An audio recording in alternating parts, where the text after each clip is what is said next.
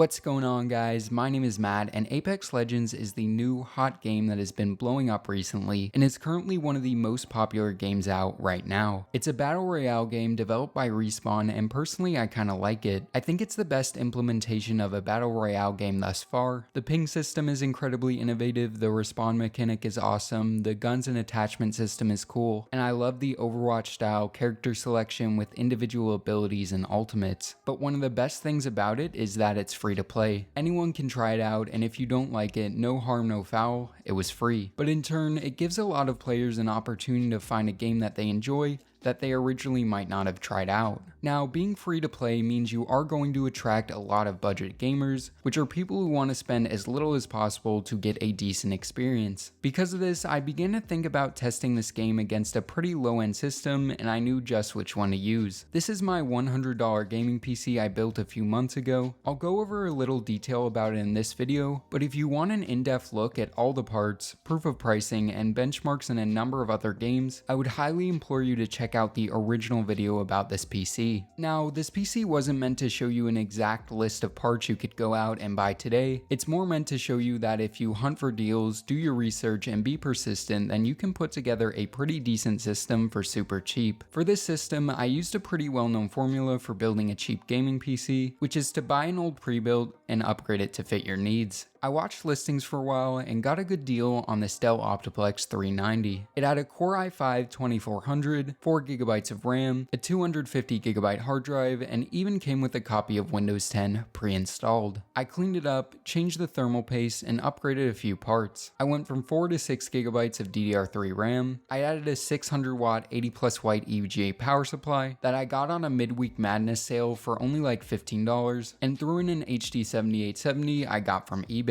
I also changed the thermal paste on the graphics card, which I highly recommend if you're buying an old GPU because it can have a big impact on thermal performance. I popped the GPU in, did a little cable management, and boom, I had a complete gaming PC for under $100. Again, check out the original video for the full story, proof of pricing on all parts, and more benchmarks. So going into benchmarking Apex Legends, I honestly wasn't sure how this system would perform or if it would be able to produce playable frame rates at all. What I decided to do was start at very low settings and crank things up until I found a good middle ground between looks and performance. So my first drop with very low settings resulted in a crash. This was kind of discouraging, but Apex does have issues with crashing on even high-end systems, so I queued up in a new game and this time ended up dropping at Slum Lakes, a highly underrated drop point in my opinion. And to my surprise, I was getting really good frame rates. The system at 1080p with very low settings produced an average of 87 FPS with 1% lows of 55, meaning it almost never dropped below 60 FPS. This was a good experience but didn't look amazing. Even though the performance was pretty good, it still didn't help the fact that I am pretty bad at this game. Because of this good performance, I decided to increase a few of the settings to a more ideal place. I turned up anisotropic filtering and increased model detail, effect detail, and impact marks to high. I then queued up another game, and this time we dropped into bridges. This was a good test as bridges is more of an open area, which I thought would be good to see if that also had a big impact on performance. With these other settings turned up, the system produced an average of 82 FPS with 1% lows of 53.